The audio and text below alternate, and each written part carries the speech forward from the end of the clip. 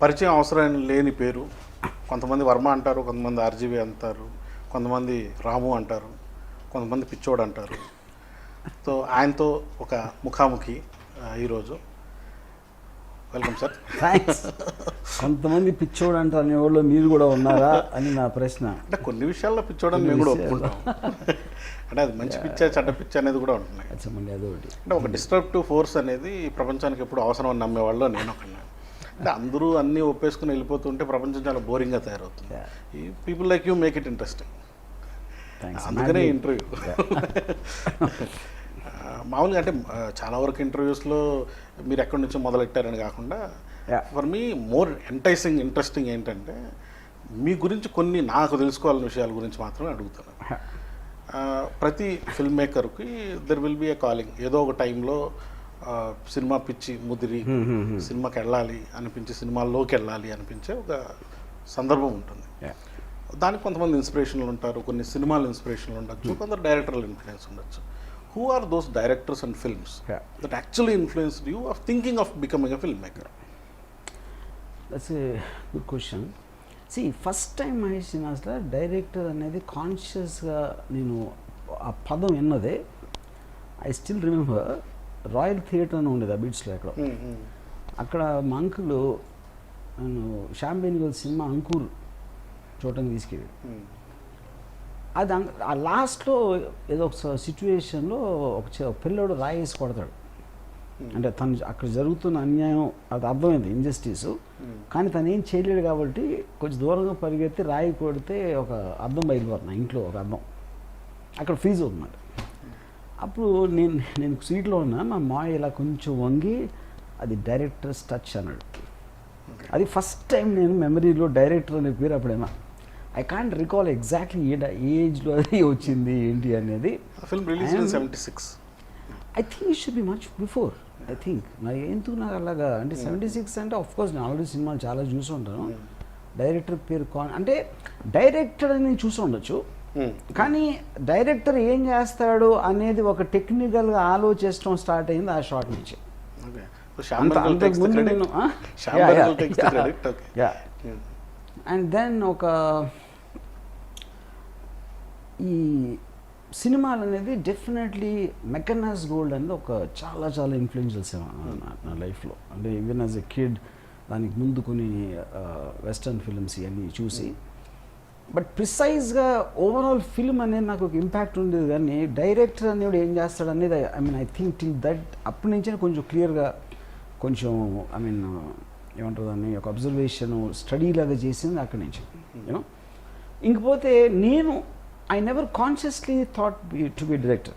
నేను అసలు ఎప్పుడు ఆ టైంలో నేను ఏదో ఫారెస్ట్ ఆఫీసర్ అవ్వాలని ఎట్లది ఉండే, ఎందుకంటే నాకు అడుగులు అంటే ఇష్టం ఆ టైంలో.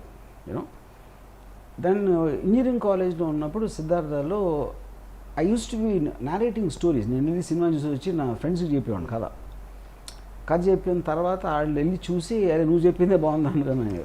అప్పుడు ఫస్ట్ టైము ఏదో నాకు సినిమాకి ఏదో కనెక్షన్ ఉంది. తర్వాత ఒకరోజు నా సీనియర్ వాడు మోహన్ కృష్ణ అన్నాడు, ఇంజనీర్, సివిల్ ఇంజనీర్. ఇంకా నాకు గుర్తుంది, అటు తల్లుకుండా హాస్టల్లో నేను ఎప్పుడైనా డబ్బు సంపాదిస్తే రామ్ గోపాల్ని పెట్టి సినిమా తీస్తాను, డైరెక్టర్గా పెట్టి సినిమా తీస్తాను. ఫస్ట్ టైం అసలు నేను డైరెక్టర్ అవుతాను అనేది ఆడు చెప్పాడు. అది కూడా ఆఫ్ హ్యాండ్, అదేమో సీరియస్ కామెంట్ కూడా కాదు అది. బట్ ఒక్కసారి అది విన్నాక మాత్రం it became an obsession for me. And అప్పటి నుంచి I was like only thinking and imagining scenes ఇలాంటివన్నీ. So that is how the initial growth happen. మీ ఫస్ట్ సినిమా శివ, చాలామంది నా ఇష్టం చదివిన వాళ్ళకి ఎలా వచ్చింది, మీరు ఎలా ఎవరిని ఎలా ఫ్లాటర్ చేసి సినిమా తీసుకొచ్చారనేది అందరికీ అర్థమైన విషయం. దాంట్లో నాకు ముఖ్యంగా అనిపించింది ఏంటంటే అప్పటి వరకు చాలా కథలు అలాంటివి వచ్చాయి. కొత్త కథ అయితే ఏమీ కాదు. అంటే ఒక సమాజంలో జరుగుతున్న అన్యాయాన్ని ఎదిరించడానికి హీరో తనే ఆ అన్యాయం రూపం ఎత్తి వీళ్ళని ఏం చేశాడు అనేది కథ. కానీ ఆ సినిమాలో ఏంటి జనాలకు మీరు మీ మీ మీ పాయింట్ ఆఫ్ వ్యూ కానివ్వండి, మీ డైరెక్టోరియల్ టచ్ అని ఏదైతే మీరు అనుకుంటున్నారో, what do you think was that? ఒక పాయింట్ ఏంటంటే నేను ఎప్పుడు సినిమా అనేది కథలాగా చూడలేదు. నేను చూసినప్పుడు కానీ ఈవెన్ మన యాక్చువల్లీ షార్ట్ ఫిల్మ్ స్టోరీ అనేది నేను ఎప్పుడు ఆలోచించలేదు. నా ఏ సినిమాలో కూడా నా కెరియర్ బిగినింగ్ నుంచి ఈవెన్ మన వాజ్ వాచింగ్ ఫిల్మ్స్ నేను ఒక ఎమోషన్ ఫీల్ అయినా, ఒక ఉద్వేగం అంటారు. ఈ ఫస్ట్ టైం నేను శివ స్టోరీ నేను చెప్పినప్పుడు యార్లగడ్డ సురేంద్రకి నాగార్జున బ్రదరింగ్లోకి నేను కాంటిగి రెస్టారెంట్ ఉండేది రోడ్ నెంబర్ 14లో ఆ టైంలో ఉండేది. అక్కడ మధ్యాహ్నం బీర్ తాగుతూ చెప్పాను ఫస్ట్ అలా స్క్రీన్ కెమెరా అలా కిందకు వచ్చి ప్యాన్ అవుతుంది, ఒక కారు వచ్చి అవుతుంది, ఆ కారులోంచి ఒకటి దిగుతాడు, ఆ రోడ్ క్రాస్ చేసి వెళ్ళి ఒక వీడియో అంటించుకోండి ఇలా చెప్పాను. టోటల్ బిగినింగ్ సీన్ స్టోరీ ఏమీ లేకుండా ఆడెవడిని కొట్టడానికి వచ్చాడు, ఎందుకు కొట్టడానికి వచ్చాడు ఏమీ లేకుండా షార్ట్గా చెప్పాను. చెప్తే హీ ఫెల్ట్ అన్ ఎక్సైట్మెంట్ అని నాకు ఇంకా గుర్తు. లీస్ చేతి పట్టేసుకుని ఈ షుక్ మై హ్యాండ్స్. అలాగే నరేషన్ కొట్టే ఒక సీన్ చెప్పాను. దాని తర్వాత ఇంకోటి ఏదో ఒక శివలేఖ సుధాకర్ మర్డరు, ఈ సైకిల్ చేజు, అప్పుడప్పుడు ఒక్కొక్క సీన్ చెప్తూ ఉన్నాడు. మీ నెంబర్ చెప్తే ఎవరైనా కదలలేదు. ఏది శివ తీస్తున్నప్పుడు నేను కొత్త డైరెక్టర్ని, అసలు నేను ఇన్స్టిట్యూట్కో ఎక్స్పీరియన్స్ లేదు, నేను ఎవరి దగ్గర పని చేయలేదు, అయినా కూడా they use to feel excited when I'm narrating shorts and scenes. అప్పుడు ఎప్పుడు నేను కథ అంటే ఏంటి, శివ అని ఒక అతను ఉన్నాడు అలా వచ్చాడు అలాగే ఆలోచించలేదు స్టోరీ గురించి. I have this habit of imagining a film in shots. అందుకనే నా గుడ్ సినిమాలు బ్యాడ్ సినిమాలు రావడానికి కూడా రీజన్ అదే. ఎందుకంటే బికాజ్ అది ఏదో సడన్గా దాని అయితే ఒక కథ అయిపోతుంది ఒకసారి నా ప్రమేయం లేకుండా. Which is reason I say నా మంచి సినిమాలన్నీ యాక్సిడెంట్స్, నా బ్యాడ్ సినిమాలన్నీ ఇంటెన్షన్ అని. అది నేను అందుకే చెప్పేది, అది ఎవరికి అర్థం కాదు. ఇంకోటి అనదర్ క్వశ్చన్ లాస్ట్ సేమ్ దానికి ఒక ఎక్స్టెన్షన్ ఏంటంటే, ఇప్పుడు ఒక అమ్మాయిని ఏడిపించారు ఎవడో, ఒకసారి గూండాలు ఏడిపిస్తూ ఉంటే ఎవడో కొట్టాడు. అది నాకు తెలిసి కృష్ణ గారి సినిమాలోని, ఎన్టీ రామారావు సినిమాలోని అంతకుముందు 70s ఎర్లీ 70s కూడా ఉన్నాయి, ప్రతి సినిమాలో ఉంటుంది అలాంటిది. బట్ ఎప్పుడైతే అది రిలేటబుల్ అవుతుంది, అందరికీ అలాంటి ఎక్స్పీరియన్స్ ఒక చోట ఉంటుంది, ఒక బ్రదర్కి ఉండొచ్చు, ఒక ఫ్రెండ్కి ఉండొచ్చు, ఇలా గుండా ఎలిమెంట్స్ ఈవ్ టీజింగ్ చేసేది, అది అంత రియలిస్టిక్గా చూపెట్టినప్పుడు I think they connected to that emotion. అది న్యూనెస్ ఆఫ్ ద సీన్ కాదు. అమ్లాని ఎవడో జేడీ అనేవాడు కొంచెం ర్యాష్గా బిహేవ్ చేస్తే నాగార్జున కొట్టాడు అనే కంటెంట్ ఏదైనా తీసుకుంటే అది మీరు 100 సినిమాలు చూసి ఉండొచ్చు. కాబట్టి అంత రియలిస్టిక్గా they didn't see it before. అంటే ఎలాగో మాకే ఇలా జరిగింది, మా కాలేజీలో ఇలా జరిగింది అనే ఒక కనెక్టివిటీ తోటి అది ఫీల్ అయ్యారని నేను ఐ థింక్ స్టార్టింగ్లో కూడా ఐ థింక్ శివ హిందీలో రిలీజ్ అయినప్పుడు వన్ ఆఫ్ ద రివ్యూవర్ స్పెసిఫిక్గా యూజ్ చేసిన వాడు రా రియలిజం అనే ఒక వర్డ్ యూజ్ చేశారు. ఐ థింక్ ఇప్పుడు ఫర్ ఎగ్జాంపుల్ ఆడు దిగుతాడు, గణేష్ వచ్చి కారు దిగి దగ్గరికి వస్తాడు మెల్లగా. ఇప్పుడు గణేష్ అనేవాడు కాస్టింగ్ మీద ఉంటుంది మొత్తం సీన్ అంతా. అది అప్పుడు నాకు వెంకట్ ఏమో నాగార్జునకు వార్నింగ్ ఇవ్వాలంటే స్టేచర్ ఉండాలి కదా, మోహన్ బాబు పెట్టుకున్నాం. అదే సార్ వెంకట్ మోహన్ బాబు దిగితే కారులోంచి సినిమా ఫినిష్ అక్కడ. Of course Mohan Babu is a big actor కాదు, కానీ అన్నోన్ ఎంటిటీ అయినప్పుడు మీకు భయం ఎక్కువ వేస్తుంది, ఎవడో తెలియదు కాబట్టి. ఆడి బాడీ లాంగ్వేజ్, ఆడి కాన్ఫిడెన్స్లో ఆడు రావడంతో you'll feel more tense than a recognised actor అనేది నా సినిమాలో. ఐ థింక్ అమలా అప్పుడు పాటల్లో తప్ప మిగతా ఎక్కడ మేకప్లు ఎవరికి కనపడలేదు. ఇదే సినిమాని హిందీలో ఇమ్మీడియట్గా హిందీలో చేశారు. I think 1 year gap. Hindi ఒకటి అఫ్కోర్స్ హైదరాబాద్లో ఉండడంగా హిందీ తెలియడము, హిందీ సినిమాలు తెలియడం ఇష్యూ కాదు, కానీ Hindi film industry functions in different way. మరి అక్కడ ఈ సినిమా చేస్తున్నప్పుడు ఏమైనా మార్పులు చేర్పులు అనుకున్నప్పుడు, లేకపోతే హిందీ ఒక నేషనల్ లెవెల్ ఆడియన్స్కి వెళ్ళాలి? యాక్చువల్ చేయలేదు, కానీ అంటే ఒక మెయిన్ డిఫరెన్స్ ఏమొచ్చిందంటే హిందీలో ఒకటి రఫ్లీ 12,000 feet ఉంది శివ, హిందీ 16,000 feet వచ్చింది. Nearly 40 minutes or something more than. దానికి కారణం ఏంటంటే ఒకటి హిందీ లాంగ్వేజ్లోనే ఒక స్లోనెస్ ఉంటుంది కంపేర్ టు ఎస్పెషలీ రియలిస్టిక్గా మాట్లాడినప్పుడు. తర్వాత నేను కొంచెం క్యారీ అవే అయిపోయి క్రేను స్టడీ క్యాము కలిపి ఒక లాంగ్ లెంగ్తీ మూమెంట్లు, ఈ యాంబియన్స్ అనేది. ఎందుకంటే ఆ ఇనిషియల్ ఎక్సైట్మెంట్ పోయి when you're trying to recopy you're not emotional anymore. ఆ ఎక్సైట్మెంట్, ఎంతూజియాజం అనేది it will become. So you invested more onto technology rather than the emotions. Yeah, so I stopped feeling for the actual what I am trying to do at the other point. But still they felt it endga akkada relatively newness, even then it was newness. But కానీ నేను ఎక్కడ కూడా హిందీలో చేస్తున్నాం కాబట్టి story element లేకపోతే తీసే విధానం మార్చాలని కాన్షియస్గా నేను అనుకోలేదు. Because my influence was more from Hindi cinema any which way. అదొకటి. రెండోది అంటే ఇప్పుడు స్టూపిడ్గా ఉంటుంది, నేను మార్చింది ఆ పాప సెంటిమెంటు పాపని బదులు అమలా క్యారెక్టర్ చచ్చిపోతుంది హిందీలో యూనో. సో నేనేమనుకున్నానంటే హార్డ్లీ 2 సీన్లో ఉంది ఆ పాప శివ తెలుగులో బిగినింగ్లో, తర్వాత మర్చిపోయాం కన్వీనియంట్గా లేదు సినిమాలో. సడన్గా క్లైమాక్స్లో గుర్తొచ్చి మళ్ళీ తీసుకొస్తే అది ఏదో ఆడేసింది, అమలా త్రూ అవుట్ ఉంది కాబట్టి ఎమోషన్ ఇంకా ఎక్కువ వస్తుంది అనే ఉద్దేశంలో అమలా చేశాను. సో హిందీ చూసిన వాళ్ళకి దే కుడ్ అండర్స్టాండ్ వాట్ తెలుగులో ఏంటి పాప ఎక్కడ నుంచి వచ్చింది మధ్యలో, తెలుగు తర్వాత చూసిన వాళ్ళకి. తెలుగు చూసిన వాళ్ళకి ఈయన అనవసరంగా చెడగొట్టాడు అంత మంచి సీన్ అని. సో అంత మంచి సీన్ నాకు తిరిగి తీసినప్పుడు అది ప్రాబ్లం అక్కడ. హిందీలో కూడా ఆ cinema hit.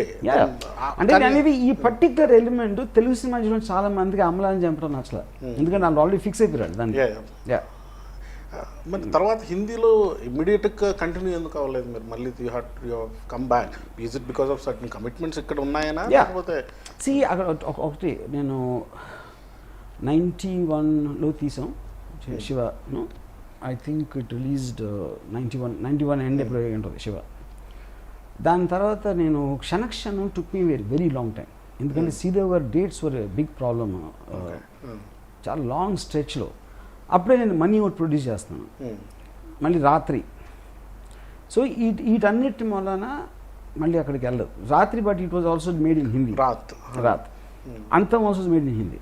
It is not like I was not doing Rangeela big hit కాబట్టి మళ్ళీ అంతవరకు మళ్ళీ రాలేదు అనే ఒక ఫీలింగ్ ఉంది వాళ్ళకి. But actually I was doing something what other in Hindi. ఈ మధ్యన నేను నాయక్ అని ఒకటి తీశాను సంజయ్ దత్తో. అది సగం అయ్యేటప్పటికి అరెస్ట్ అయ్యాడు. అదొకటి. కానీ ఎక్కడో మీకు అమీర్ ఖాన్కి మధ్య చెడింది అనేది అప్పట్లో చాలా పెద్ద వార్త. ఏంటంటే మీరు బహుశా స్టేట్మెంట్ ఏదో ఇచ్చినట్టున్నారు, అమీర్ ఖాన్ బదులు గోవింద్ అయితే ఇంకా బాగుండేదని.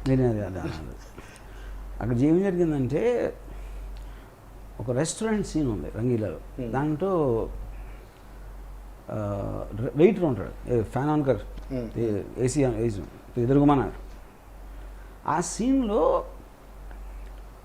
ఆడు వెయిటర్ ఎక్స్ప్రెషన్ ఎలా ఉంటుంది? వెయిటర్ ఏమో 5 స్టార్ హోటల్ వెయిటర్, ఈడేమో రోడ్ మీద ఆవరాడు ఆమె. ఈడికి కూడా నేను సర్వ్ చేయాలి అమ్మ, ఈ క్వశ్చన్స్ కూడా రెస్పెక్ట్ఫుల్గా ఆన్సర్ చేయాలి అనే వాడి హెల్ప్లెస్నెస్కి సంబంధించిన ఎక్స్ప్రెషన్స్ ఎక్స్ట్రాడినరీగా ఇచ్చాడు యాక్టర్. ఆడొక స్టేజ్ యాక్టర్ అక్కడ, Marathi Gujarati stage actor. So నేను ఇంటర్వ్యూలో ఏం చెప్పానంటే ఒక ఫిల్మ్ ఒక సీన్లో ఉన్న ఎఫెక్ట్ ఆడియన్స్ ఎందుకు వస్తుందని అర్థం చేసుకోవడానికి దాని నిజం కారణం ఏంటంటే దానికి చాలా డిఫరెన్స్ ఉంటుంది. ఫర్ ఎగ్జాంపుల్ ఈ సీన్ అంత పేలింది సినిమాలో, అది ఆమిర్ కాదు, అది వెయిటర్ మళ్ళా ఆమిర్ డైలాగ్ చెప్తున్నాడు which is written by dialogue writer. దాని కౌంటర్ ఎక్స్ప్రెషన్ ఆ వెయిటర్ ఇచ్చిన దాని మీద people are enjoying that scene. Okay అని ఇది నేను ఒక ఖాలిద్ మొహమ్మద్ అని ఒక టాప్ కాలమిస్ట్ అండ్ రివ్యూర్ ఆ టైంలో అతనికి ఇచ్చిన ఇంటర్వ్యూలు చెప్పాను. ఆడి హెడింగ్ ఏం పెట్టాడంటే the waiter is better actor than Aamir అని పెట్టాడు. ఎందుకంటే ఆమిర్కి ఏదో ప్రాబ్లం ఉంది, because he doesn't come to Filmfare awards అని. నా పేరు కోట్ చేస్తా, the waiter is a better actor than Aamir అని పెట్టాడు. Aamir is a very very sensitive గా. ఆ టైంలో సెల్ ఫోన్స్ లేవు. నేనేమో ఎక్కడెక్కడో ప్రేమ కథ షూటింగ్లో ఉన్నా. సమ్ తెలుగు ఫిల్మ్ ఏదో అది ఆ టైంలో గుర్తురావట్లేదు నాకు ఇప్పుడు. మేము అనగానుగా ఒకరు షూటింగ్లో ఉన్నా. అది సో ఐ డెంట్ గెట్, నాకు 2-3 సార్లు 4-5 సార్లు ల్యాండ్లైన్లో ట్రై చేసాడు. సెల్ ఫోన్స్ లేవు కదా, నేను అవాయిడ్ చేస్తున్నాను అనుకుని డెలివరీ వాళ్ళేమో చంపేస్తున్నారు మీడియా వాళ్ళు. ఏంటి ఇలా అన్నాడు RGV నీ గురించి అది ఇది అని. So you had no choice but to counter that and say something else. So నాకు ఇది తెలిసేప్పటికే నాకు 15 days అయింది అది ఇలా జరిగిందని. సో అప్పుడు నేను వెళ్ళి ఆమెను కలిసి that is not how it happened, ఇది జరిగింది ఇదా అంటే ఆమె దాన్ని you should give a public statement against Khalid Mohamed అని. అక్కడ నేను అనలేదని అంటలా, కానీ అర్థం చేసుకోని వాడికి అలా చెప్పడం అనేది తప్పు. So I can't go and deny, I said that my explanation is correct. Then what is the point if you can't tell it publicly, if you're just telling me privately అనేసి. ఆమె నాకు అర్థం కావట్లేదు, రంగీలో ఆల్రెడీ రిలీజ్ అయ్యి super hit అయిపోయింది, everybody loves your performance. నేను waiter better than Aamir అంటే వాళ్ళు మార్చుకుంటారా మైండ్ ఎవరైనా? I don't understand. నేను అంటాం అనకపోవడానికి ఎలాగ అసలు డిఫరెన్స్ పడుతుంది? నా మీద వస్తుంది ఏమైనా వస్తే ఆడు ఆల్రెడీ ఫిక్స్ అయిపోయాడు ఆడియన్స్, నువ్వు ఫెంటాస్టిక్గా చేసావని. Director waiter better than Aamir అంటే వెయిటర్ బెటర్ అయిపోతాడు. సినిమా చూడడానికి వచ్చింది basically. But Aamir at that time is very very sensitive. Definitely నా తప్పు 100%. So that was only issue actually. And అదే టయానికి మీరు ఇక్కడ మనీ మనీ మనీ తర్వాత అనగనగా ఒక రోజు ఒక ప్రొడ్యూసర్ అవుతారని ఎత్తడం అంటే వాజ్ ఇట్ అమలు ఏంటి what turn you into a producer did you have lot of money by then no see first of all money సినిమాలు ప్రొడ్యూస్ చేయడానికి మనీకి సంబంధం ఎవరికి తెలియదు అది that's a different matter altogether it's about I just wanted that control I don't want someone else to tell me what to do ఇంకోటి నేను first నుంచి కూడా use to make very out of the box films రాత్రి first time ఎప్పుడు పాటలు ఏమి లేకుండా cinema తీసాం ప్రొడ్యూసర్ అంటే సార్ మ్యూజిక్ లేకపోతే ఎలా అండి ఏదో నష్టపడుతూ ఉంటారు కదా అండ్ ఎనీథింగ్ హ్యాపెన్స్ నా మీద కూడా ఏడుస్తారు తర్వాత చెప్తే వెళ్ళలేదు మీరు ఎందుకు అందుకని ఆ ఏడిపోతే నేను ఏడ్చుకుంటాను ఇంకోళ్ళు ఎందుకు ఏడిపించడం అని నేను that is reason I took the decision to be a producer and ఇది right from a second film Raatri ఆ తర్వాత కో ప్రొడక్షన్స్ అన్ని there was someone financing but you were the line producer almost correct అనగనగా ఒక రోజు విషయంలో ఇంకా కొంత క్లారిటీ చాలా మందికి లేని అది డైరెక్ట్ చేసింది మీరా కృష్ణవంశీ గారు రిలీజ్ అయిన వర్షన్ నేనే చేసింది ఓకే అది Vamsi I don't get to the details అది వంశీకి నాకేదో డిఫరెన్స్ వచ్చి నేను ఆపేసి రంగీలా రిలీజ్ అయిన తర్వాత I came back and did it అంటే వన్ ఫిల్మ్ దట్ చాలా వరకు I think BBC when started talking about directors with in India 100 best డైరెక్టర్స్లో మీ పేరు ఉటంకిస్తూ వాళ్ళు మేజర్గా చూపించిన ఫుటేజ్ వచ్చి ఇది మన సత్య సినిమా సంబంధించి ఆ టయానికి that is like one of the things బాలీవుడ్లో ఒక కార్పొరేట్ కల్చర్తో పాటు ఒక ఇండిపెండెంట్ స్పిరిట్ ఆఫ్ సినిమా ఈ రెండు చాలా కాంట్రడిక్షన్స్ ఒకటి corporate kind of film making can't be independent cinema and independent cinema can't be corporate కానీ ఈ రెండింటిని ఇండియన్ కాంటెక్స్ట్లో మిక్స్ చేసిన ఏకైక film maker who brought that in to Bollywood అని చాలా వరకు హిస్టరీ స్పీక్స్ అసలు ఈ ఒకటి ఫ్యాక్టరీ టైప్ మోడ్ ఒకటి ఈ సినిమా సత్య అనే ఒక idea and how it turn out to be a film దాంతోపాటు అటాచ్ అయిన వాళ్ళ గురించి నెక్స్ట్ మాట్లాడదాం బట్ అసలు ఇలాంటి ఒక లిటరల్గా బాంబే కూడా సరిగ్గా అంటే బాంబేలో ఉంటున్న వాళ్ళు కూడా బాంబేని అంత బాగా చూపించరేమో చూడలేదేమో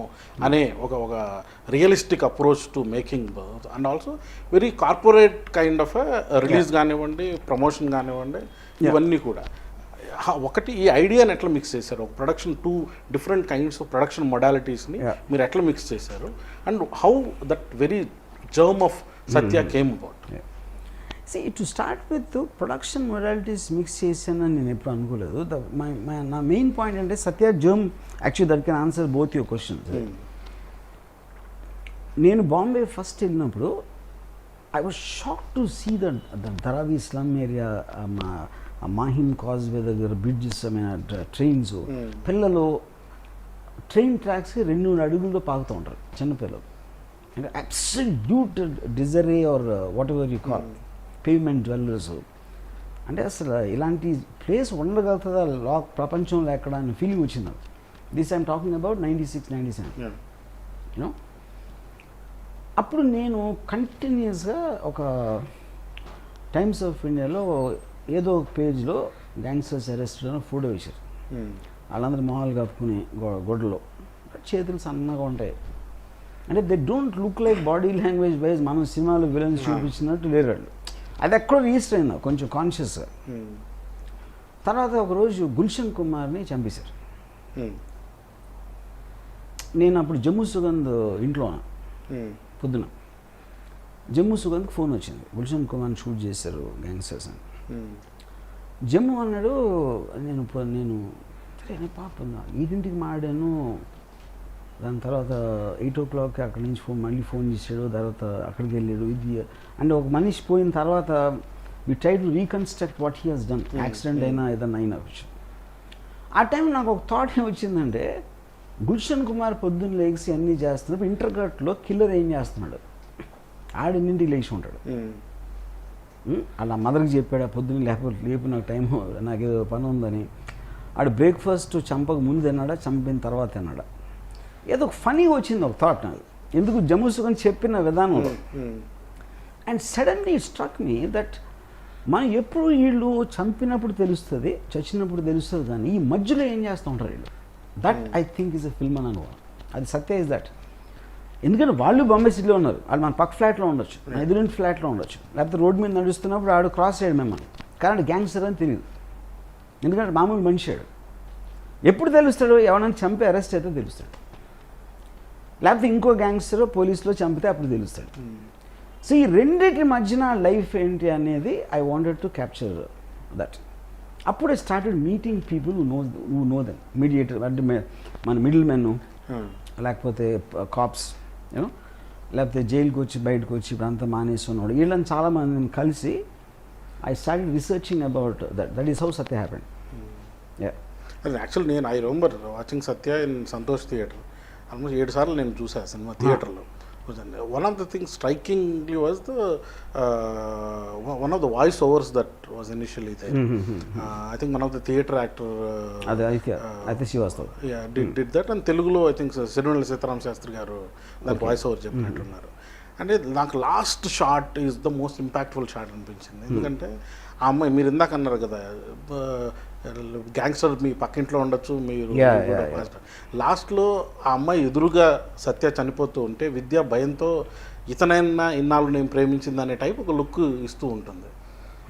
I think that was that end shot summarize the entire thing. నేను చూసేది ఏంటంటే శివ, గాయం, సత్యాకి వచ్చేసరికి ఒక evolution of a hero in రాంబోపురమ సినిమా అని నా కన్సెప్షన్లో ఏంటంటే, ఒకటి సొసైటీ లాస్ట్కి శివాలో he becomes part of the సొసైటీని రక్షించిన హీరో సొసైటీలో భాగం అయిపోతాడు. గాయంలో సొసైటీని రక్షించిన హీరోనే, కానీ ఇప్పటికీ అతను గ్యాంగ్స్టర్గానే ఉన్నాడు, కొనసాగింపు ఉంటుంది ఆ పోలీసుని పట్టుకొని ముందుకు నడుచుకుంటూ వెళ్ళిపోవడంలో.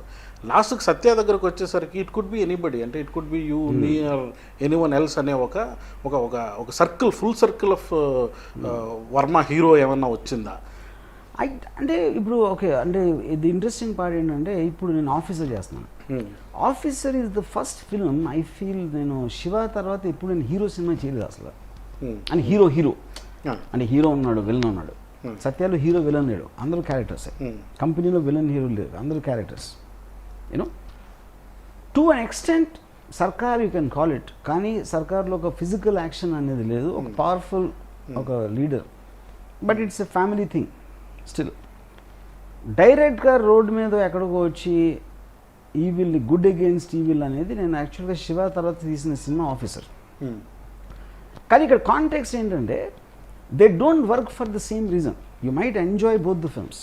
నేను ర్యాంబో ఎంజాయ్ చేయొచ్చు, First Blood, and I might enjoy Godfather also, but I think they both are completely different. ఇప్పుడు గాడ్ ఫాదర్ లాంటి సినిమాలో అల్పచినో గన్ను పట్టుకుని 10 మందితో ఫైట్ చేస్తే I don't think that film will be the same. You know, అలాగే first బ్లడ్లో Sylvester Stallone tells philosophy dialogues and deep emotional thing, it won't be the same. So every film will create its own atmosphere. So నేను ఎప్పుడు కాన్షియస్గా ఒక full circle నా హీరోలో అక్కడి నుంచి transition నేను ఫీల్ అవ్వలేదు. I just responded to the situation. ఆ పర్టిక్యులర్ టైంలో సత్యాకు సంబంధించి ఇందాక మీకు చెప్పిన ఇన్సిడెంట్ ఏదైతే నేను విన్నాను, చూశాను, the director me just responded to that in the film. You know, so I don't think కాన్షియస్గా. యా, ఇంకోటి ఏంటంటే, forgetting the films aside, what I would like to ask you, నేను చాలాసార్లు రివ్యూస్ని చూసాను అనుకోండి. ఇప్పుడు నేను మీ రివ్యూ చూసాను అనుకోండి ఏదైనా, ఇప్పుడు కథ ఏంటంటే మీరు స్టార్ట్ చేసా ఇందాక చెప్పాను కదా, that is the last thing ever thought of in my life. You know, అంటే ఇంకో డైరెక్టర్ కూడా అలా ఆలోచిస్తాడా అనేది నాకు తెలియదు. మీకు ఎగ్జాంపుల్ చెప్తాను. నేను ఒక హ్యూజ్ ఫిలిం బఫ్. నేను అడవి రాముడు సినిమా నేను 17 సార్లు చూశాను. ఒక బ్రేక్ ట్రై చేస్తున్న టైంలో అన్నపూర్ణ స్టూడియోలో తిరుగుతున్నాను. ఒకరోజు వెంకట్ అతినేని రూమ్లో ఉంటే సత్యానంద్ జందేల్ గారు వచ్చారు ఏదో కథ చెప్పడానికి. వెంకట్కి వాళ్ళు రాఘవేంద్ర కూడా ఎవరితో ప్లాన్ చేస్తున్నారు, కథ చెప్పడానికి వచ్చారు వెంకట్ దగ్గరికి. I happen to be in the room at that time. వెనకాల కూడా నేను నిల్చున్నాను. వీళ్ళు కథ చెప్తా వెంకట్ ఏదో డౌట్ వచ్చింది ఆ కథలో. అప్పుడు ఇట్లా అడవి రాముడు రెఫరెన్స్ తీసుకొచ్చారు. మనది అనుకున్నది చాలా స్ట్రాంగ్గా ఫీల్ అవుతారు వెంకట్ ఆడియన్స్. మన దేశం, మన సంపద, మన ట్రెడిషన్, మన కల్చర్, అది ఎవరైనా ఎత్తుకుపోతూ ఉంటే అలా చాలా ఫీల్ అయిపోతారు ఎమోషనల్గా. అందుకని మేము అడవి రాముల్లో గంధపు చెక్క స్మగ్లింగ్ అనే ఇష్యూ పెట్టాం అని చెప్తున్నారు. అంటే దే ట్రైంగ్ టు ఇది దాన్ని ఎక్స్ప్లెనేషన్ ఇవ్వడానికి రెఫరెన్స్ తీసుకొచ్చారు అక్కడ. నేను 17 సార్లు చూసి నాకు గంధపు చెక్క ఎక్కడ ఉందో నాకు రిజిస్టర్ కూడా అవ్వాల. అది అసలు ఎక్కడ ఉంది ఆ సినిమాలో అని. తర్వాత అప్పుడు వీళ్ళు ఏమనుకుంటున్నారు, వీళ్ళు అడవి రాముడు కథ చెప్తా ఉంటే అది నేను 17 సార్లు చూసిన సినిమా వీళ్ళు చెప్పేది ఒకటేనా? ఎందుకు నా కథ ఏంటి, అమ్మ తోడు పాటలో జయసూద గారు హై స్పీడ్లో పరిగెడతా ఉంటే ఆవిడ అందాలు, అది నాకు ఒక కథ. రెండో కథ ఎన్టీ రామారావు డైలాగులు, మూడో కథ రాజబాబు కామెడీ, నాలుగో కథ ఏనుగు, ఐదో కథ పాటలు, ఆరో కథ maybe A location what ever it is. Main కథ అయితే అసలు నాకు అర్థం కూడా అవ్వలేదు, వినలేదు కూడా, నేను చూడలేదు వినలా. మీ ఏదైతే వాళ్ళు రాశారో రైటర్స్ అది నాకు అసలు నా లోపలికే రాలేదు.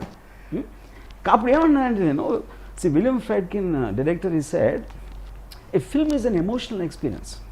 It can make you cry, it can make you laugh, it can make you thrill, it can scare you, you know. ఏదో ఒక ఎమోషన్కి of course story will help in creating that emotion. కానీ చాలాసార్లు స్టోరీ చెప్పే ప్రాసెస్లో directors emotion kill చేస్తారు. You know that's interesting thought. ఎందుకంటే story అనేది మనం పేపర్లో చదివినప్పుడు చెప్పినప్పుడు వేరేగా ఉంటుంది. సినిమాటిక్ విజువల్లో ఇప్పుడు రజనీకాంత్ గారు మా సినిమాలో 50% of the film high speed నడుస్తుంది అనుకోండి, అదే కథ. ఎప్పుడెప్పుడు హై స్పీడ్లో ఉంటే కథ బాగుంటుంది. నాకు 24 ఫ్రేమ్స్లోకి వచ్చి డైలాగ్ చెప్పిన వల్ల బోర్ కొడతారు. The fair enough it works on different reasons you know. So అప్పుడేంటి నాకు ఒక ఫిల్మ్ అనేది ఇట్ ఈజ్ ఒక విజువల్ ఆస్పెక్ట్, ఒక నారల్ ఆస్పెక్ట్, ఒక మీరు ఏమనుకుని వచ్చారు, మీ సెన్సిబిలిటీ ఏంటి, what kind of things you like in life, and there are so many factors to it.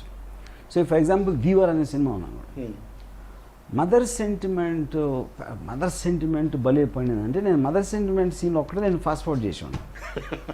వీవర్లు వీడియోలో చూస్తే అదొక్కటే నేను చూడలేదు ఇంతవరకు. నాకు మదరు, సిస్టరు, దేవుడు, ఈ మూడులో ఎవరున్నా సరే ఫాస్ట్ ఫార్వర్డ్ చేస్తాను. సో అప్పుడు నేను ఒక రిబెల్ ఏంటి, ఒక ఏమంటుందని I don't know what it's called. I know I think you know the point I'm saying. So fine, fair enough. దానివల్ల నాకు ఎమోషన్ అర్థం కాదని అఫ్కోర్స్ నా సినిమాలో ఉంటారు, నా సినిమాలో అలాంటి సీన్స్ ఉండొచ్చు. ప్రాబ్లమ్ నేను గోవిందా సినిమాలో కూడా the way I treated god no one is done, అంత రెస్పెక్ట్ తోటి. Though I don't believe in god, అది వేరే విషయం. You know, but I always feel story of a film, editing of a film, editing one of the biggest mystery నాకు. చాలామంది అసలు first of all editor ఏం చేస్తాడని తెలియదు వాళ్ళకి. ఎడిటింగ్ బాగాలేదని రాస్తారు రివ్యూలో. ఎడిటింగ్ అది ఎవరు డిసైడ్ చేస్తారన్న దాని మీద ఉంటుంది, కానీ ఎడిటర్ ఏం చేస్తాడు? Editor is lesser than the director. Director length పెట్టమంటే పెడతాడు, కట్ చేయమంటే కట్ చేస్తాడు. మీరు రివ్యూలో ఎడిటర్ని ఎలా తిరుగుతారు దానికి? వాట్ ఇఫ్ దర్ ఆర్ ఇప్పుడు శ్రీకర్ ప్రసాద్ లాంటి editor he can also call shots sometimes. జరగదు, నేను చెప్తున్నాను. దాని కారణం ఏంటంటే ఎప్పుడు డైరెక్టర్ అనేవాడు ఎవడు first definition is who calls the shots. Director మీకు సజెషన్ ఇవ్వచ్చు, సజెషన్ అసిస్టెంట్ డైరెక్టర్ ఇవ్వచ్చు, లేకపోతే ఎవరికి అసలు దానికి సంబంధం లేనివాడు కూడా ఇవ్వచ్చు, and the director might accept it. But final ball stops at the director. If he's allowing the film to go out the way it is, అది ఎవరు చెప్పినా it becomes his responsibility. So కేవలం మీరు ఒక డిపార్ట్మెంట్ని హైలైట్ చేసి ఒక title వేసినంత మాత్రం అతను తప్పవలసిన అవసరం లేదన్న, అది నేను చెప్పేది. గోవింద గురించి నాకు చెప్పారు కాబట్టి ఆ టైంలో సెన్సార్తో మీకున్న సమస్య కేవలం దానివల్లనే మీరు బాంబేకి వెళ్ళిపోయారు అని ఆ టైంలో వచ్చిన స్టేట్మెంట్. అంటే what exactly is your problem with censor and is it continuing still? Not really, not now. అంటే ఆ టైంలో కొంచెం చైల్డిష్ మెచ్యూరిస్ట్ కొంది. ఎందుకంటే eventually you have to operate under the laws of the land. Sensor ఒకటి కాదు, we have problems with many laws in the country. But since I'm Indian citizen, there's nothing I can do. But ఆ టైంలో అంటే Govinda was the first film actually major censor problem నాకు వచ్చింది ఆ సినిమాలో, for obvious reasons. సినిమా టోటల్గా it's robbery of Tirupati temple. Nearly ఒక 2000 feet సీక్వెన్స్ ఉంది 2 రీల్ సీక్వెన్స్ Robbery రాబరీ. అది సెన్సార్ వాళ్ళు చూసి వాళ్ళెవరు చెప్పులు షూస్తో లోపలికి వెళ్ళకూడదని చెప్తారు. దొంగలకు రెస్పెక్ట్ లేదు కదా. అదే కదా పాయింట్, అది కాదు. తిరుపతి దేవస్థానం దొంగతనం చేయడానికి వచ్చి బూట్లు వదిలేస్తారు లోపల ఎవరైనా అసలు. బట్ ఇంకా దానికి ఆర్గ్యుమెంట్ ఏం చేస్తాం, ఎక్కడెక్కడ షూస్ కనిపిస్తే ఆ షార్ట్స్ కట్ చేసాం. Obviously there'll be so many shots in the course of the thing. రెండోది గర్భగుడిలోకి వెళ్ళడానికి వీల్లేదండి, దేవుని చేతులతో ముట్టుకోవడానికి వీల్లేదు, కిరీటాన్ని చేతితో ముట్టుకోవడానికి వీల్లేదు. ఓకే, అంటే ఇప్పటికీ సెన్సార్ వాళ్ళు అయితే ఏం మారలేదు అనుకుంటాను, ఇప్పటికీ ఇలాంటి పిక్చర్ రూల్స్ చాలానే ఉన్నాయి. కానీ ఇప్పుడు సెన్సార్లో కూడా ఏముంది, the guidelines are so vague. Anything which will offend people should not be allowed. అంటే పీపుల్ వీళ్ళు ఎట్లా ఆలోచిస్తారు? ఇంతమంది so they just want to be safe. ఎందుకు అనవసరంగా మళ్ళీ అక్కడ నుంచి ఎందుకు మళ్ళీ ఎలా ఇచ్చారు మీరు అని వాళ్ళు అడుగుతారని ఎక్కడెక్కడ కొంచెం అన్సేఫ్ అనిపించిందంటే they want just kind of. So ఇదే ఈ సత్య టైం తర్వాత ఇమ్మీడియట్గా జరిగిన ఒక I think happy thing for almost entire Indian film lovers is India Talkies. Ram Gopal Varma, Mani Ratnam and Shekhar Kapur. Correct. I think ఆ టైంలో biggest names in the Indian film industry. మీరు ముగ్గురు కలిసి ఇండియా టాకీస్ అనే ఒక బ్యానర్ పెట్టి Dil Se was the I think only film. ఒకటి మీ ముగ్గురు కలవడం ఎలా జరిగింది, ఆ తర్వాత ఒక ఇండిపెండెంట్ సినిమాకు ఒక హోప్గా కనిపించినటువంటి ఆ దారి ఆ తర్వాత మాయమైపోయింది. నిజానికి ఆ సినిమా తర్వాత మళ్ళీ మీరు కలవడం కానీ బేసిక్గా చేయడం కానీ జరగలేదు. నేను ఒకరోజు ముగ్గురు తాగేసి ఉండి సరదాగా ఇండియా టాకీస్ అని పెడదామని ఒక ఐడియా వచ్చింది. ఎవరికి వచ్చింది? అది శేఖర్ కపూర్కి. ఓకే అని మళ్ళీ ఇంకో డ్రింక్ వేసాం. తర్వాత అది ఫామ్ చేసేసి, ఏదో ఫామ్ అంటే ఏముంది అక్కడ శేఖర్ కపూర్ ఏదో చేసాడు అది. అండ్ ఫస్ట్ అంటే అక్కడ జరుగుతుందా అప్పుడు దిల్సే అవుతుంది, అంటే actual Dil Se project is about to start. ఆ టైంలో జరిగింది. అది అయిపోయిన తర్వాత శేఖర్ స్టార్టెడ్ బ్రింగింగ్ సమ్ కొత్త డైరెక్టర్స్, కుందన్ షా లేకపోతే సుధీర్ మిశ్రా, ఇలాంటి వాళ్ళని తీసుకొస్తే సుధీర్ మిశ్రా కథ చెప్తా ఉంటే నేను మనీ ఒకళ్ళ చూస్తూ ఉండేవాడు. అది మా సెన్సిబిలిటీ లేదు, శేఖర్ ఏదో ఉంది, ఇంకోటి ఎవడో వచ్చాడు ఆడేది. అప్పుడు నేను ఒక 1 వీక్ 10 days అయిన తర్వాత నేను చెప్పాను, శేఖర్ నువ్వు 10 ఏళ్ళకి ఒక సినిమా తీస్తావు, మనీ 2 ఏళ్ళకి ఒక సినిమా తీస్తాడు, నేను 1 yearలో 3 సినిమాలు తీస్తాను. అసలు మన ముగ్గురు స్పీడ్కి ఎట్లా మ్యాచ్ అవుతుంది? పాయింట్ 1 అది. రెండో పాయింట్, మనం ఇప్పుడు వేరే డైరెక్టర్స్ కాబట్టి ఫ్రాంక్గా చెప్పుకోవచ్చు, నాకు నీది నచ్చలేదు, నాకు ఆ సీన్ నచ్చలేదు, స్టోరీ నచ్చలేదు, ఇది చెప్పొచ్చు నేను ఫ్రాంక్గా. ఎప్పుడైతే నేను బిజినెస్ పార్ట్నర్గా నీతో ఇన్వాల్వ్ అయి ఉన్నప్పుడు నువ్వు చేస్తుంది నాకు నచ్చకపోతే నాకు నష్టం వస్తుంది కాబట్టి మన ఫ్రెండ్షిప్ దొరుకుతుంది. మన ముగ్గురికి ఎవరి అవసరం ఎవరికి లేదు, మన ముగ్గురికి కలవాల్సిన అవసరం అసలు లేదు అని నేనే డిజాల్వ్ చేశాను మొత్తం. So that's how it stopped. కాకపోతే it was a great hope. వినటానికి బాగుంది, దాని లోపలికి తెలియదు, అది అది చెప్పింది నేను. కానీ ఆల్రెడీ దిల్సే అగ్రిమెంట్లో ఉంది కాబట్టి మా పేర్లు వచ్చేసినాయి. In reality neither did we have any financial involvement not any credit. నేను శేఖర్ మాకు డబ్బు ఇన్వాల్వ్మెంట్ లేదు అండ్ ఆల్సో క్రియేట్ ఇన్వాల్వ్మెంట్ కూడా లేదు. నిజానికి బ్యానర్ ప్రకటించినప్పుడు ఏదో పత్రికలో మీ ముగ్గురు కలిసి ఉన్న ఫోటో ఒకటి వచ్చింది. ఇప్పటికీ నేను ఆ ఫోటో కోసం వెతుకుతున్నా, దొరకలేదు. మీ దగ్గర ఉందా ఫోన్? ఎందుకంటే అంటే నేను అమ్మాయిల ఫోటోలతో ఏది దాచుకోను. I don't keep track. Satya టైంకి ఐ థింక్ వంశీ దగ్గర ఉంది అనుకుంటా. I remember someone telling, Vamsi ఆఫీస్లో ఉందా నాది మణిది శేఖర్ది ఐ థింక్. సత్య నుంచి 2 names దట్ కేమ్ అవుట్. అంటే తర్వాత 10-12 సంవత్సరాలు బాలీవుడ్ని డిఫైన్ చేసిన డైరెక్టర్లు అనురాగ్ కశ్యప్ ఒకరు, విశాల్ భరద్వాజ్. వీళ్ళ ఇద్దరు ఆ టైంలో మీ కొలాబరేషన్కి Anurag Kashyap primarily was a writer for Satya. మళ్ళీ చెప్పండి. Anurag Kashyap worked as a writer for Satya. Correct. Of course Vishal Bhardwaj is a music director.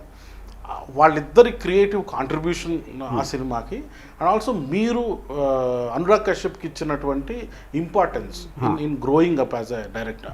Because ఇప్పటికీ తను మీ పేరే చెప్తారు, అంటే ఇఫ్ నాట్ ఫర్ దట్, అంటే ఒక 5 లక్షలు నా మీద ఇన్వెస్ట్ తను ఏమీ క్వశ్చన్లు అడగకుండా చేయడం వల్లే నేను ఒక డైరెక్టర్ అవుతాను అనే నమ్మకం నాకు కలిగిందని అంటూ ఉంటాను.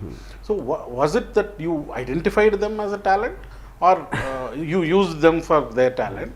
సో ఇక్కడ 2 points, both of them for different reasons. Anurag Kashyap వచ్చేసరికి నేను ఎప్పుడు నేను స్పెషల్ అని అనుకోలేదు.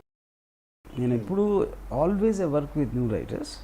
నేను సత్య అనే సినిమా తీద్దాం అని డిసైడ్ చేసుకున్న తర్వాత నన్ను అప్రోచ్ అయిన ఫస్ట్ రైటర్ అనురాగ్. అదొక్కటే రీజన్ ఇనిషియల్గా తను తీసుకుని. తనే నాకు ఎక్స్పీరియన్స్ ఎక్కువ లేదు. సౌరభ్ అని ఇంకొక అతను ఉన్నాడు, నాకు సౌరభ్ తెలియదు, సౌరభ్ శుక్ల. అతను సీనియర్ రైటర్ అయితే బెటర్ అని అనురాగ్ ఇచ్చాడు నాకు సజెషన్.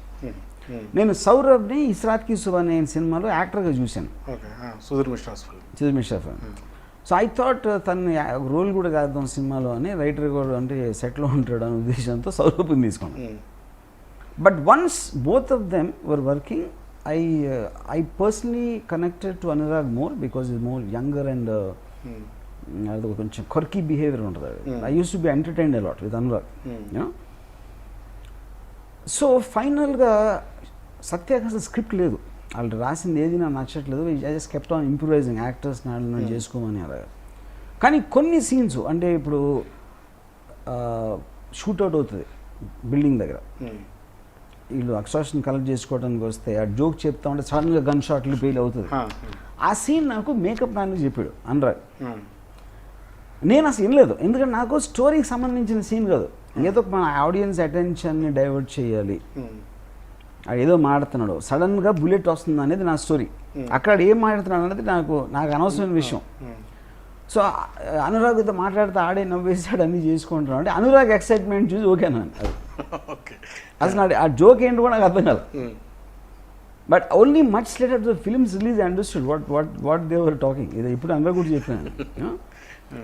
తర్వాత ఈ గురునారాయణ యాదేసుకెళ్ళి గోలికాత నాసిక్ మే అదే ఇవన్నీ అది అనురాగ్ ఇస్ వెరీ వెరీ ఎమోషనల్గా ఎక్సైట్మెంట్లో కైండ్ ఆఫ్ దాంతో అలా 4-5 scenes is return which I think are very very great scenes of the film. You know so writing కాంట్రిబ్యూషన్లో if at all it is there definitely Anurag's is far superior. సౌరభ్గా లేదని చెప్తాను. Vishal completely he's great.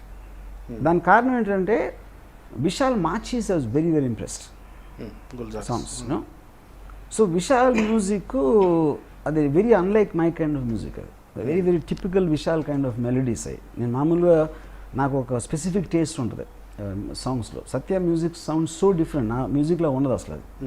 అది completely Vishal's this thing. So to make a simple observation, Vishal's 100% song create అవుతున్నాయి.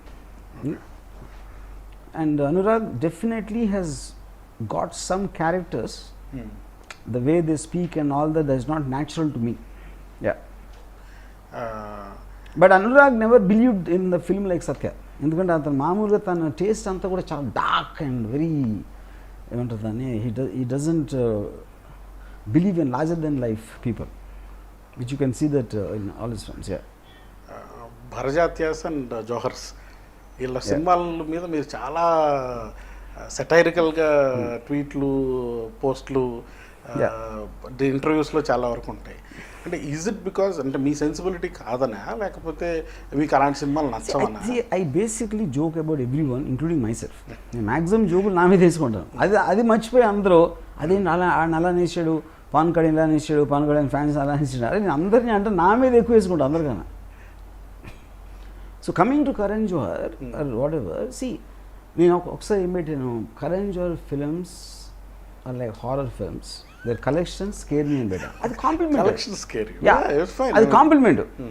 Collection scare me తీసేసి Karan Johar films are like horror films అది ఒక్కటి highlight చేశారు. Media manipulation. And is it because you are misunderstood man or not understood man? People don't want to understand. వాళ్ళకి drama కావాలి కానీ they don't want to know the truth. Nobody wants to know the truth. అది psychological aspect. అంటే నేను కూడా చేస్తాను. I'm not saying వాళ్ళు నన్ను చేసేస్తాను అంటలేదు, అందరూ అందరినీ చేసుకుంటారు. యా, నిజానికి కంపెనీ తర్వాత లేదు సర్కార్ తర్వాత వర్మ ఎటువంటి ప్రొఫౌండ్ ఫిల్మ్ ఏది చేయలేదు యాజ్ అ డైరెక్టర్ అనేది ఒకటైతే, అనురాగ్ కశ్యప్ కూడా ఒక ఇంటర్వ్యూలో అన్నాడు రామ్ గోపాల్ వర్మ ఈజ్ అంటే నో రామ్ గోపాల్ వర్మ వాజ్. ఒకప్పుడు రామ్ గోపాల్ వర్మకి ఆ తర్వాత సర్కారు తర్వాత రామ్ గోపాల్ వర్మకి ఏంటి తేడా?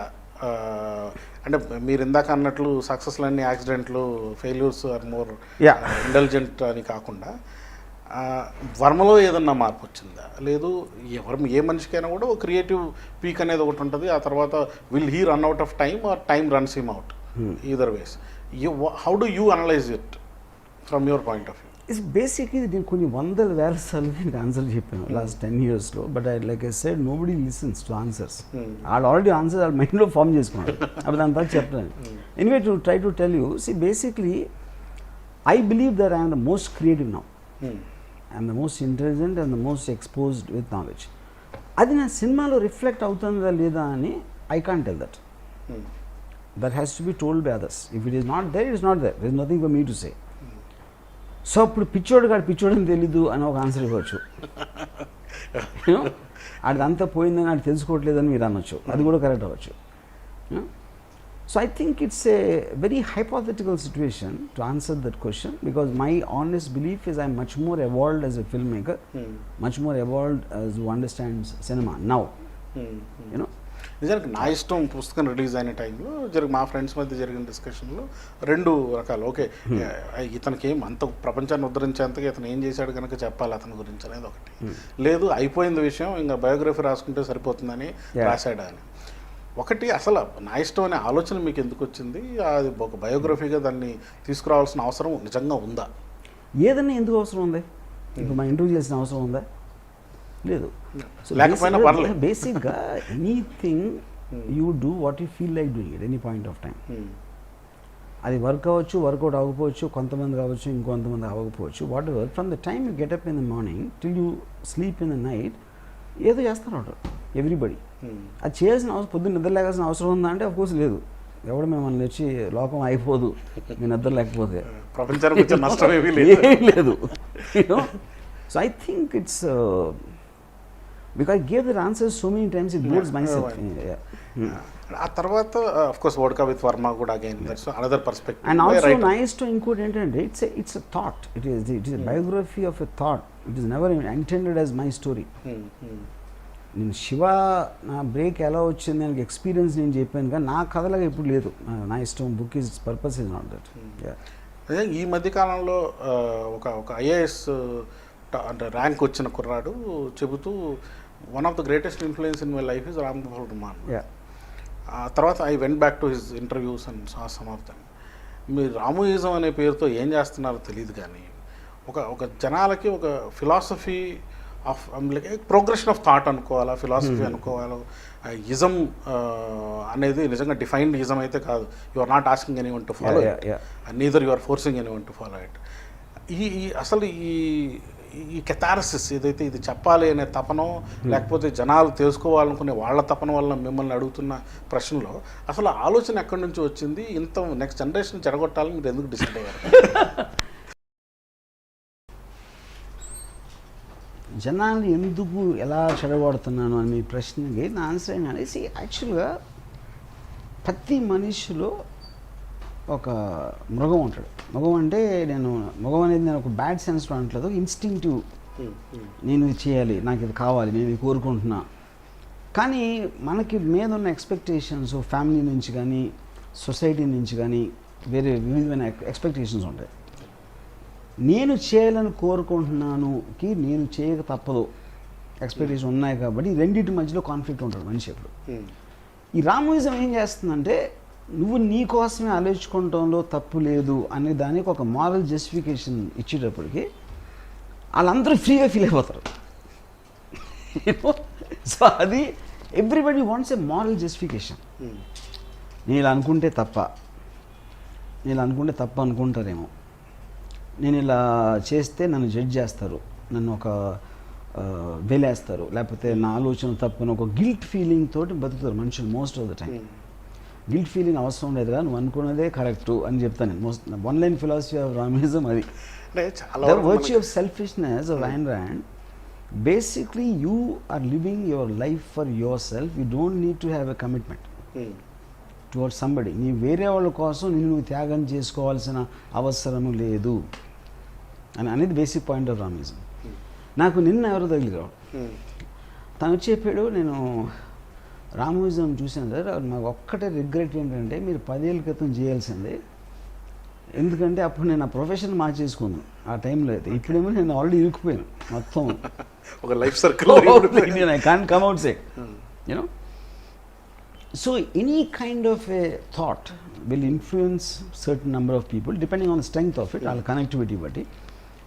సో రామిజం నిజంగా చదివిన వాళ్ళని జీనియస్ అనుకోవచ్చు, లేకపోతే ఇంటర్వ్యూ బిగినింగ్లో మీరు చెప్పినట్టు పిచ్చోడు అనుకోవచ్చు. It can happen both ways. One thing that I observed is అంటే చాలా మంది ఫిలాసఫర్స్ ఉన్నారు. మీరు ఇందాక చెప్పిన Ayn Rand దగ్గర నుంచి సాతర్ నుంచి ఋషి నుంచి చలం మానచలం వరకు చాలా మంది ఫిలాసఫర్స్ చాలా చెప్పారు లైఫ్ని చూసే దృక్కోణం గురించి, సమాజం ఎట్లా మనిషిని కంట్రోల్ చేయాలనుకుంటుందనే దాని గురించి.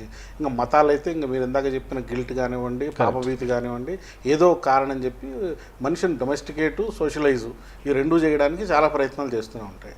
వాటిని బ్రేక్ చేయడం అనేది society, are you turning people against society అనేది ఒక మేజర్ డౌట్. ఏంటంటే అది ఒక అరాచక వాదుల్ని ఏమన్నా మీరు తయారు చేస్తున్నారా, అందువల్ల నేను ఇందాక అన్నట్లు చెడగొడుతున్నారు అన్నది ఆ అరాచకత్వం అనేది ఎంతవరకు కరెక్ట్? డిఫరెన్స్ ఏంటంటే యాంటీ సోషల్ అనేది ఫస్ట్ ఆఫ్ ఆల్ సొసైటీ లేకుండా మనిషి బతకలేడు. If you are in a civilised, if you are in civilisation and if you are wanting a certain security for yourself, ఏ పారామీటర్స్ నుంచి అయినా మీ సొసైటీలో పార్ట్ కాకపోతే you cannot have existence, you might as well live in the jungle. So that is not what my philosophy says. You should understand why you need to follow the truth, not blindly. మీరు understand చేసుకుంటే మీరు guilt feel అవుతారు. మీరు మనస్సులో ఏంటన్నా అంటే ఒక guilt, లేకపోతే ఒక డిస్గస్ట్, ఒక యాంగరు, ఒక ఇన్సెక్యూరిటీ, ఒక డిప్రెషన్ ఫీలింగ్ ఎప్పుడు వస్తుంది మీకు? మీరు చేయాల్సిందే మీరు చేయలేకపోతున్నారు, వేరేది మిమ్మల్ని చేయిస్తున్నారు. కానీ ఎందుకు చేయాలి అసలు, అది దాని మనం ఉపయోగం ఏంటి అనేది చెప్పినప్పుడు మీరు అక్కడ మీకు అవి ఉండవు. That is what the actual point of that is. ఇప్పుడు సపోజ్ దేవుడు, నేను దేవుడు నమ్మను, okay, but I believe that God is needed. ఎందుకంటే మనుషులకి ఎవరో ఒకళ్ళు they have to look up to. వాళ్ళు ఇంకో మనిషిని చూడరు, పొలిటికల్ లీడర్ని, మామూలు లీడర్ని ఎక్కువసేపు they can't trust them. So ఒక సుపీరియర్ పవర్ ఉంది అనే ఒక బిలీఫ్ లేకపోతే it's very difficult to hold society together. So అది ఒక లీడర్ చేయగలుగుతాడు, ఒక రిలీజియస్ థాట్, ఒక ఫిలాసఫీ, పొలిటికల్ థాట్ చేయగలుగుతుంది సపోజ్, లేకపోతే ఒక దేవుడు చేయగలుగుతాడు. That is needed. కానీ అవసరం మీకు ఎప్పుడు అర్థమైందో న్యాచురల్గా you will follow that. You won't go against your own feeling, ఎందుకంటే you know that it is necessary to do that. You know, గుడ్డిగా నమ్మేసి మనం చేయాలన్నమాట, మనం చేయాలంట అనేది ఒక గుడ్డిగా నమ్మినప్పుడు you will suffer all these negative complexities. మనల్ని మనం అర్థం చేసుకోవడం, మన లిమిటేషన్స్ని, లీగల్ లిమిటేషన్స్ని, మొరాలిటీకో లేకపోతే వీటికి సంబంధం లేకుండా అర్థం చేసుకోవడం ఎట్లా అనేది, and how to survive also. ఎందుకంటే కొంతమందికి మీరు అన్నట్లు one is how to survive, also second is whether you whole point of life and you have to be happy. You need to experience enjoyment in your life, you know, and you need to, అంటే నేను బతికిన దానికి నేను you want to look forward to waking up in the morning, you want to look up to next day ఏంటి అనేది కంటిన్యూస్గా ఒక excitement తేటానికి you need to have a free mind for that. ఆ ఫ్రీ మైండ్లో మీకున్న ఫిజికల్ రిస్ట్రిక్షన్స్ లేకపోతే ఏదో రిస్ట్రిక్షన్స్ ఉంటే వాటి కారణాలు మీకు అర్థమైనప్పుడు, అసిమిలేట్ చేసుకున్నప్పుడు you will still feel free. See for example, I was the first person to support పాన్ ఓపెన్లీ. అంటే ఒక పేరున్న మనిషి, పీపుల్ నో హిమ్, అలాంటి అతను ఓపెన్గా పాన్ బ్యాన్ చేసినప్పుడు everybody was quite. I wrote it was published in Times, you know, and that then everybody came out. Okay, legal ఆస్పెక్టా, మారల్ ఆస్పెక్టా, ఏ ఆస్పెక్ట్ అనేది దాని దుక్కుడుదంలో నేను చూసి పెట్టాను whatever I said about it. Similarly I will say something about, నేను ఒక సొసైటీలో జరిగిన ఒక ఈవెంట్ కానీ ఒక పర్టికులర్ దాన్ని నేను దానికి రెస్పాండ్ నేను ట్వీట్ పెడతాను. అది అర్థం చేసుకుని ఒకళ్ళే చూస్తారు, ఎంటర్టైనింగ్గా చూస్తారు, లేకపోతే పిచ్చే కింద అనుకుంటారు, లేకపోతే తాగేసి పెట్టాడు అనుకుంటారు. ఇంకా వాళ్ళ ఇష్టం వచ్చిన ఇంటర్ప్రిటేషన్స్ ఉంటాయి. But I'm aware of all that. ఎందుకంటే మీరు మాట్లాడిన దానికి అవతలోడి అర్థం చేసుకునే కెపాసిటీకి పొంత ఉండాల్సిన అవసరం లేదు. చాలా మంది మనిషి రూపంలో ఉంటారు కానీ ఇట్లా మనిషి ఆలోచించే తెలివితేటలు వాళ్ళకు ఉండవు. So when you're aware of it, ఎంత నెగిటివ్ వచ్చినా కూడా యూ కెన్ టేక్ దట్. అంటే నిజానికి అంటే చాలా నక్షల్గా నాకు అర్థమైంది ఏంటంటే జీవిత పరమావధి ఆనందమే. ఆ ఆనందాన్ని అనుభవించడానికి ఏ విధంగా ప్రయత్నం చేస్తాం అనేది రామోయిజం అంటారు. 100%. I think this is the very well said line. చాలా వరకు జనాలు బహుశా వాళ్ళ సెక్యూరిటీలోంచి ఇన్సెక్యూరిటీలోకి వెళ్ళిపోతామేమో అనే భయం వలన మీ ఫిలాసఫీని కొంచెం భయంగా అనుమానంగా చూస్తారేమో. నిజంగా ఎనీథింగ్ మీరు ఒక కంఫర్ట్ లెవెల్లో ఉన్నప్పుడు దాని గురించి బయటికి తీసుకొచ్చే ఫోర్స్ వచ్చిందంటే భయపడిపోతారు. ఎందుకంటే they won't know how to, అది అన్సర్టెన్ కదా. ఎందుకంటే మీ మైండ్లో ఉన్న ఒక థాట్ని తీసేసినప్పుడు ఇంకొక థాట్ ఫిల్ చేసే కెపాసిటీ ఉండాలి మీకు, లేకపోతే వాక్యూమ్ అయిపోతుంది అక్కడ. అంటే ఇప్పుడు వాక్యూమ్ అయినప్పుడు ఐడెంటిటీ కోల్పోతాం. మీరు ఇందాక చెప్పినట్లు గాడ్స్, డెమి గాడ్స్, లీడర్షిప్లు, వీటిల్లో గ్రాటిఫికేషన్ తీసుకునే మా జనాలు ఈ థింకింగ్ వచ్చేసరికి గాడ్స్, డెమి గాడ్స్ లేకుండా పోవడం కూడా సమాజం కొంచెం ప్రమాదంలాగా ఆలోచించే విషయం కూడా ఉంటుంది. ఫ్యాన్స్, హీరోల వర్షంలో ఉన్న ఫ్యాన్స్, ప్రతి ఒక్కరికి ఒక ఐడెంటిటీ కావాలి. నేనేంటి, నేను ఇంజనీరు, నేను డాక్టర్, లేకపోతే నేను ఏదో ఫలానా సైంటిస్టు, పైలట్, ఇలాంటివన్నీ ఉంటాయి. కొంతమందికి అసలు అది ఉండదు. అంటే వాళ్ళకి ఏదో ఒక ఎడ్యుకేషన్ ఉండకపోవచ్చు, యాక్సెస్ ఉండకపోయి అప్పుడు నేను బీజేపీ అంటాడు, నేను ఎవడో ఒక కాంగ్రెస్ పార్టీ అంటాడు, ఇంకోటి నేను కమ్యూనిస్ట్ అంటాడు. Everybody needs some kind of an anchor for them. నేను కాలేజీలో చదువుకున్నప్పుడు ఒకడు ఉండేవాడు, అంటే నేను ఏఎన్ఆర్ ఫ్యాన్ అని చెప్పాడు. ఏఎన్ఆర్ ఫ్యాన్ అంటే నేను అడిగాను ఒకసారి, నువ్వు ఏఎన్ఆర్ సినిమాలు చూసి ఏఎన్ఆర్ బాగా యాక్ట్ చేశారు ఈ ఫలానా సినిమాలో, నీకు చాలా నచ్చింది ఆయన పర్ఫార్మెన్స్, సినిమా నచ్చింది, వాటెవర్. ఇంకో సినిమా కూడా వచ్చింది ఏఎన్ఆర్, అది కూడా బాగుంది. ఏఎన్ఆర్ ఫ్యాన్కి ఏఎన్ఆర్ సినిమాలు చేసిన దానికి ఫ్యాన్కి నాకు డిఫరెన్స్ ఉంది అక్కడ.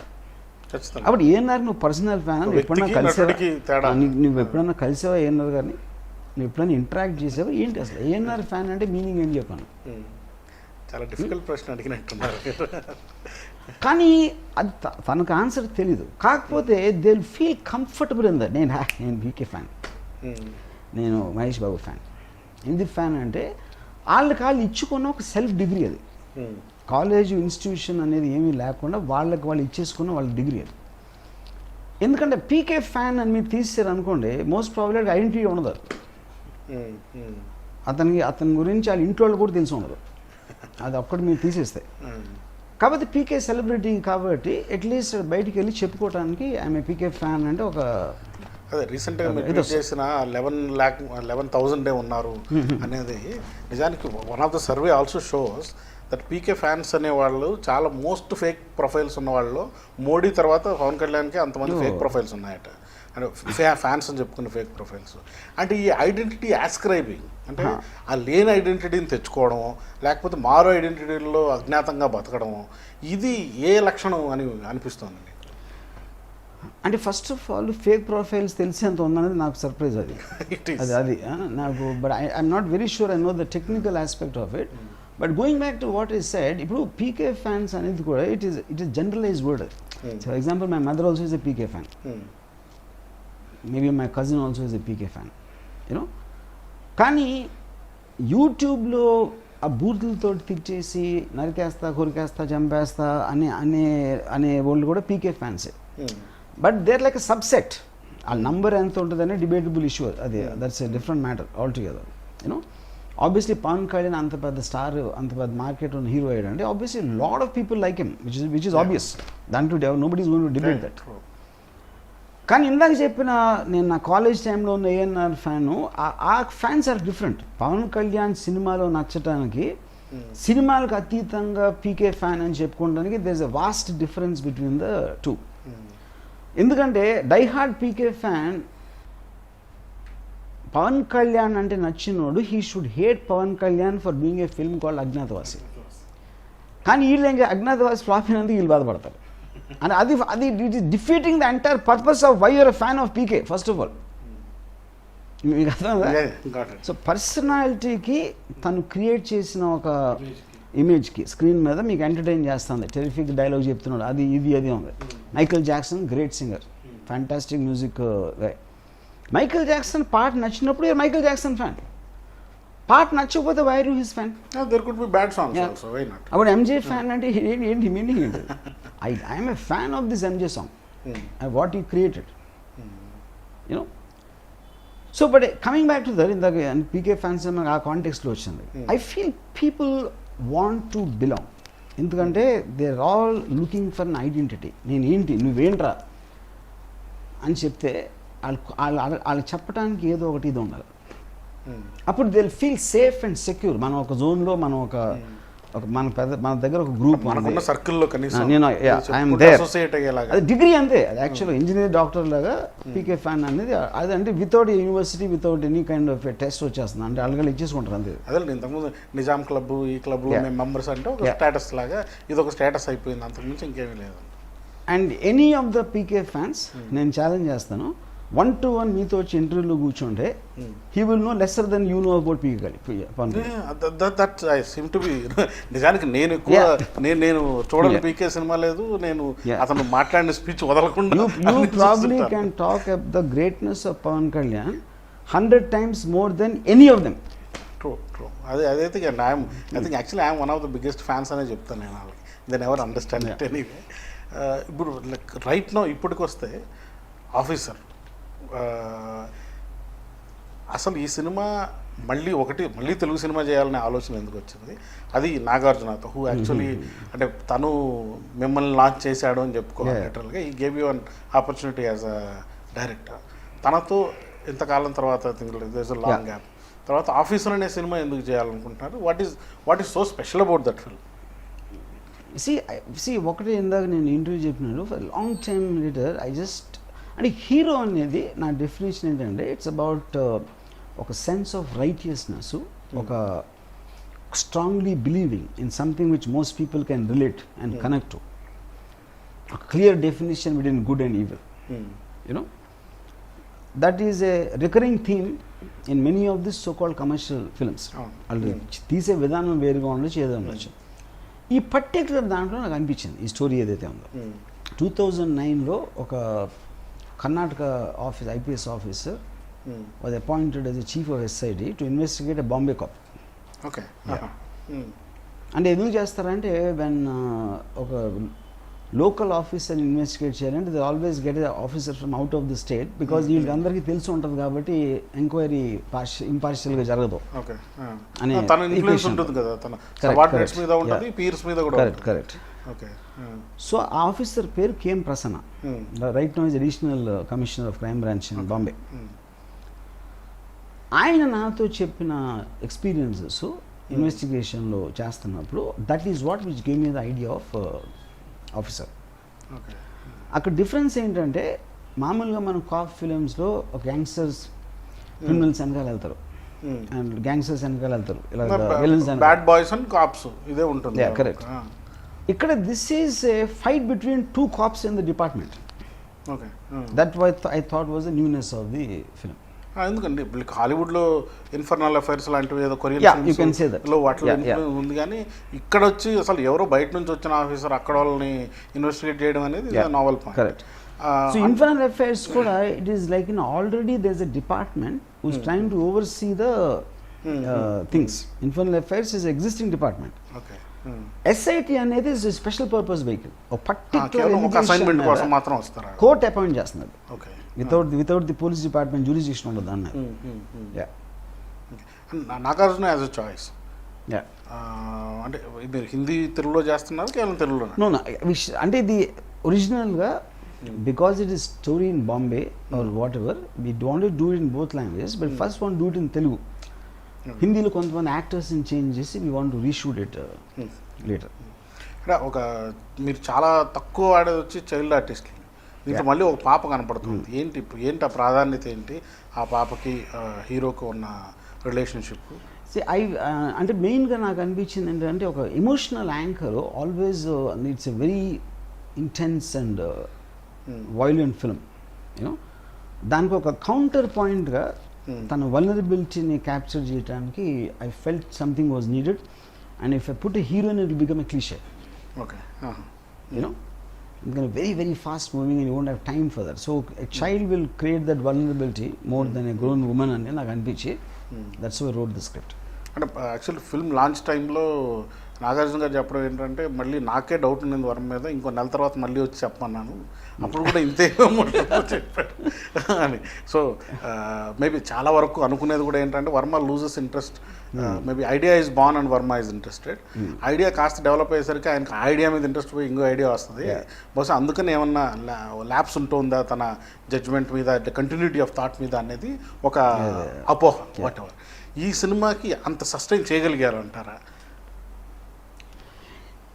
సస్టైన్ చేయండి ఒకటి నేను ఒకటి చెప్తాను. ఫస్ట్ టైం నేను నాగార్జున కలవడానికి వచ్చినప్పుడు ఈ స్క్రిప్ట్ గురించి దిస్ రఫ్లీ 6 months బ్యాక్ అయి ఉంటుంది.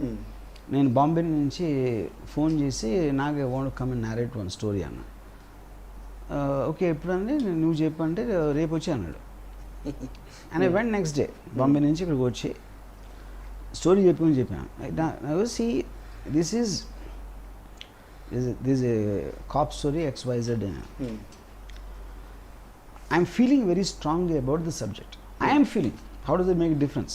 Every writer will feel that. Every director will feel that. Audience ఎవరు నాకు తెలియదు, కానీ I want to think you are the audience. ఎందుకంటే నేను కమర్షియల్గా ఇది ఉంటే బాగుంటుంది అది ఉంటే బాగుంటుంది అని అన్ని ఆలోచించి నేను చేస్తే I will again start losing my, నేను ఫీల్ అయిన దాన్ని I will start losing the connect to it. ఇది నాకు డిపార్ట్మెంట్లో జరిగింది చాలా ఎక్కువ. ఒకే విధంగా you are playing the hero and you have experience and you know me as a person. మనం శివాలో ఉన్నప్పుడు ఎప్పుడు కూడా అసలు మనం ఆలోచించలేదు ఏది స్టోరీ హిట్ అవుతుందా, చూస్తారా జనం, ఎలాంటి సినిమా యాక్షన్లా తీస్తే నచ్చుతుందా అని ఎప్పుడు we never discuss that point. ఆడియన్స్కి ఎలా ఉంటుంది ఈ సినిమా ఏదో నమ్మేసాం చేసాం, అది అయిపోయింది. ఇప్పుడు నేను ఫీల్ అయింది టెక్నికల్గా కానీ XYZ I want make it and I only want bounce board to be you. నేను ఎవరితో మాట్లాడను అసలు. సి ఆడియన్స్ అనేది వేగ్, ఆడియన్స్ అనేది ఎవరికి తెలియదు వాళ్ళు ఎలా, because they all different people. ఇప్పుడు రూమ్లో 10 మంది ఉంటే 10 మందికి డిఫరెంట్ ఒపీనియన్ ఉంటుంది. అప్పుడు నేను ఎవరిని ఆడియన్స్ అనుకోవాలి. So I want make it just for one man. So and I will be able to answer every question of yours. ఇప్పుడు నువ్వు సినిమా చూస్తాను, నేను చూపిస్తాను, నీకు నచ్చిందా లేదా నాకు చెప్పి, అంత దానికి మించి నేను వెళ్ళను బయటికి. నేను first conversation I had with him and once I narrated he really loved the and excited about the thing. After that strangely అంటే మాకు శివాలో ఉండేది అలాంటి ఈక్వేషన్, నాట్ సో మచ్ గోవిందలో లేదు, అంతంలో కూడా లేదు. బట్ అగైన్ దీంట్లో we had the same synergy in terms of understanding.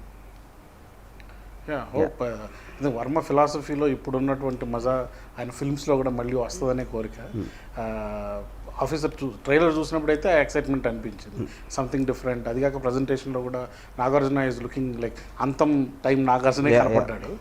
కాబట్టి అదే amazing thing is now his whatever his age is you will be shock to see the action he does ఈ టైంలో. The agility and reflexes are pretty strong. Yeah, reflexes are strong and the way he kept himself fit and all that is like shocking. Officer okatendante it will have the most realistic action you would have ever seen in a very long time. I can't even remember last time eప్పుడు చూసుంటాను అంత realistic action. And I worked a lot on sound, which I stopped doing since long time. అంటే సౌండ్కి sound డిజైన్కి ఉన్న difference. Sound is obvious, sound design అనేది you're manipulating it to create an emotional response in the audience. అది చాలా ఎక్కువ work చేసాను ఈ సినిమాలో. సో అయితే అటు అండ్ ఐ ఫీల్ అంటే ఇప్పుడు మీరు అన్నట్టు కథ సంగతి నాకు తెలియదు. You are the only who says కథ, నాకు కథ అని చెప్పడం మీరు, అదేంటో నాకు తెలీదు. కథలో ఏంటంటే every time I get affected when I see hear the word katha. So that of course that is నేను ఇందాక నేను చెప్పాను కథ గురించి అసలు ఎప్పుడు ఆలోచించలేదని. But I would like to believe you will find a very new experience. అది ప్లెజెంటా అన్ప్లెజెంట్ అనేది అది కూడా మీకు తెలియదు, but it will be new experience. Okay, hopefully will see that magic back. అది ట్రైలర్లో అయితే కనపడుతుంది, సినిమాలో కూడా కనపడాలని కోరుకుందాం. Thank you for talking to us. Thank you.